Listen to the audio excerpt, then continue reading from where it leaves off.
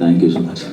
Ambajipeta marriage band, దీంట్లో అంటే మీరు కలర్ ఫోటో ఒక ప్రయోగం చేశారు, తర్వాత రైటర్ పద్మభూషణ్ ఒక ప్రయోగం చేశారు, ఇందులో కూడా మరొక ప్రయోగం, 2 సార్లు గుండు కొట్టించుకోవడానికి కారణం ఏంటి అసలుకి? కథేనండి, కథను అందరం నమ్మాం. నేను, ధీరజ్ గారు, డైరెక్టర్ చాలా ఫిక్స్ అయిపోయాము ఈ కథకి. ఇంకా ఎన్ని రోజులైనా ఇంకా అదేమీ లేదు, కథే అండి మెయిన్ రీజన్, కథే.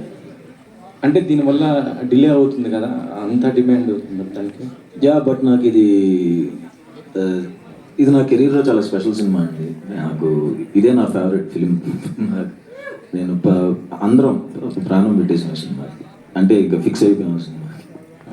ధీరజ్ గారు, హలో, బేబీ లాంటి ఒక బ్లాక్ బస్టర్ ఇచ్చారు మీరు, మళ్ళీ ఇప్పుడు కూడా అన్నారు ఇస్తే మళ్ళీ ఒక బ్లాక్ బస్టర్ కొట్టారండి. బేబీని మించి కొడుతుంది అనుకుంటున్నారా? మించి అని కాదండి, అది వేరే జానర్, ఇది వేరే జానర్, అసలు కంపారిజన్ కాదు. అంటే ఇంకా సక్సెస్ ఏ రేంజ్లో ఉంటుంది అనేది ఆడియన్స్ చేతిలో ఉంటుంది. బట్ మనం మాత్రం అంతే కాన్ఫిడెంట్గా మన సినిమా అందరికీ నచ్చేలాగా తీసుకొచ్చాము, అంతే కష్టపడ్డాం, అంతే మంచి ప్రోడక్ట్ ఇస్తున్నాం. ఆ నమ్మకం అయితే గట్టిగా ఉంది. అంటే ఇప్పుడు గుంటూరు కారం చూస్తే గుంటూరులో ప్రీ రిలీజ్ ఈవెంట్ చేశారు, మరి అంబాజీపేట అక్కడ చేస్తారా? అది వేర్లేండి, అది మహేష్ గారి సినిమా, హీరో సినిమాకి ఏముంది లేదు. ప్రీ రిలీజ్ హైదరాబాద్లోనే చేస్తాం, అంటే అరవింద్ గారు అందరూ ఇంకా ఉంటారు కాబట్టి, సో హైదరాబాద్లోనే చేస్తాం. అలా లేదు. బన్నీ గారి సపోర్ట్ కూడా ఎలా ఉండబోతుంది? మా బ్యానర్లో ఏ సినిమా అయినా బన్నీ గారి సినిమానే కదండి. ఆయన సినిమా చూశాక ఆయన రియాక్ట్ అవుతారు దాని మీద.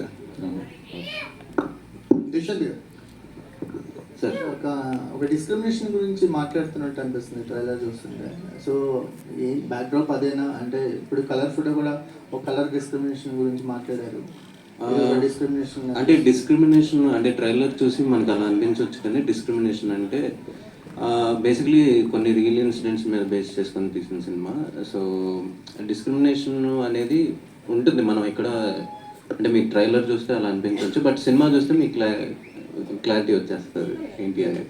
2 స్టోరీస్ కనిపిస్తున్నాయి. అంటే సిస్టర్ ఒక పవర్ఫుల్ క్యారెక్టర్లో కనిపిస్తుంది, ఒక ఎమోషనల్ డ్రైవ్ కనిపిస్తుంది. అలాగే హీరోయిన్ మధ్య ఒక అంటే మనం పరువు తీసినప్పుడు మనం కూడా పరువు తీసే సమాధానం చెప్పాలి. అంటే కథలో ఎక్కడో అక్కడ ఒక ఆన్సర్ దొరికింది.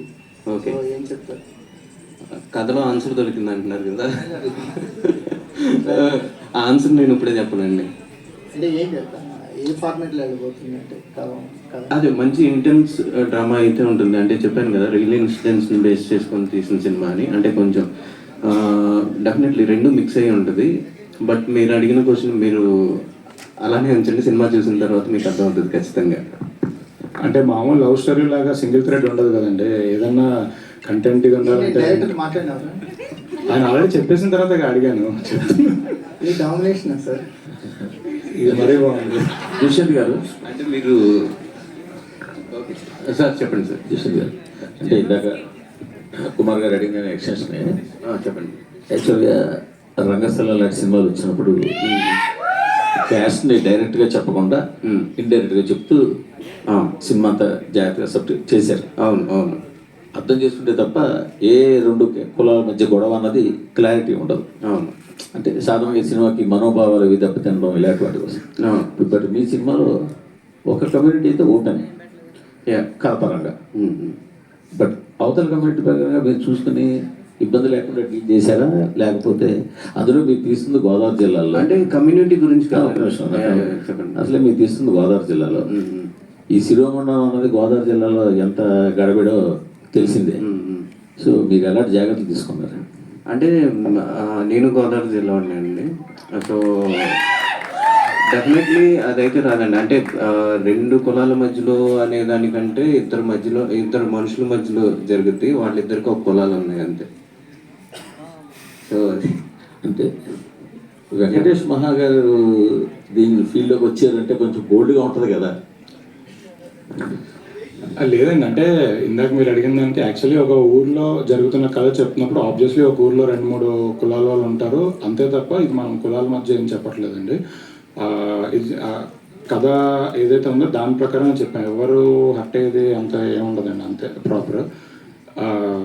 తర్వాత ఇంకోటి అడిగారు. వెంకటేష్ మహా వచ్చారు లైన్లోకి, బన్నీ మాస్ గారు ఉన్నారు, ఎంతమంది ఉద్దండులు అంటే ఏం లేదు. ప్రాజెక్ట్ మీద ఉన్నారు అంటే లేదండి, వెంకటేష్ మహా గారు యాక్చువల్లీ ఈ సినిమా ఫస్ట్ దుష్యంత్ వెంకటేష్ మహా గారు associate, care of Kancharapalem cinema Umameshwar group వచ్చాక వర్క్ చేశారు తనతో పాటు. సో ఆబ్వియస్లీ కథ రాసుకున్నప్పుడు ఫస్ట్ ఆయనకి గురుగారు లాగా కాబట్టి ఆయనకి కథ చెప్పి నరేట్ చేశారు. ఆ పాయింట్లో లాక్డౌన్ టైంలో వెంకటేష్ మహా గారే ప్రొడ్యూస్ చేద్దాం, ఆయనే ప్రొడ్యూసర్గా తన దుష్యంత్ డైరెక్టర్గా సినిమా తీద్దాం అనుకున్నారు. ఇనిషియల్ ప్లాన్ వాళ్ళకి అదే ఉండింది, అంటే సుహాస్కి వెళ్ళి ఫస్ట్ నరేషన్ ఇచ్చినప్పుడు కూడా అదే ప్లాన్ ఉండింది. వన్స్ లాక్డౌన్ తర్వాత ఒక సందర్భంలో మాకు నరేషన్ ఇచ్చారు. ఇచ్చినప్పుడు మేమే వెంకటేష్ మహా గారు చెప్పింది ఏంటంటే, మీరు ఎలానో మీరు డైరెక్టర్గా వేరే అంటే ఆయన కమిట్మెంట్స్ ఆయనకు ఉంటాయి కదా, ఆయన సినిమాలు ఆయన ఉంటాయి కదా, ఇది ప్రొడక్షన్ ఎందుకులేండి మేము చేస్తాం, ఇది మేము చేసుకుంటామని మేము చేసాం. సో అది ఆయన అప్పుడు యాక్చువల్లీ ప్రొడ్యూసర్గా ఉండాల్సిన సినిమా మేము ప్రొడ్యూసర్గా ఆయనని ప్రజెంటర్గా పెట్టి మేము ప్రొడ్యూసర్గా ఈ సినిమా కంటిన్యూ చేసాం. బట్ ఈ సినిమా ముందు ఇంతవరకు అంటే ట్రయల్ వచ్చేదాకా మీరు ప్రజెంట్ చేసి చూస్తే ఓ సరదా సినిమా, ఒక విలేజ్ బ్యాక్డ్రాప్లో మంచి లవ్ స్టోరీ అన్నట్టు ఉంది. బట్ ఇవాళ ట్రయల్ చూస్తే ట్రయల్ సెకండ్ హాఫ్ మాత్రం టూ హెవీగా ఇంటెన్స్గా బాగా ఉంది. సో టోటల్గా సినిమా జనాలు ఎలా రిసీవ్ చేసుకుంటారు మీ ఐడియా? అదేనండి, ఇందాక అన్నట్టు ఊరికే మామూలుగా విలేజ్లో సీదా లవ్ స్టోరీలు మనం తీస్తే అరవింద్ గారు కొడతారండి. మనం తీస్తే ఇంకేదో ఎవరు ఇప్పటివరకు చెప్పండి ఏదో కొత్తగా చెప్పాలి అనే ఇది మన సినిమా ఎప్పటికీ గుర్తుండిపోవాలి అనే ఇంటెన్షన్తోనే తీస్తున్నాం. నిజంగా అలాంటి ఎలిమెంట్సే ఉన్నాయి, అంటే సెకండ్ హాఫ్ కథ అంతా అలాంటి elements, different elements, high moments అన్నీ ఉన్నప్పుడుగా ఉన్న సినిమా అనేది. అంటే ఈ సినిమాని ఏ రేంజ్లో ఎక్స్పెక్ట్ చేస్తున్నాం అంటే బేసికలీ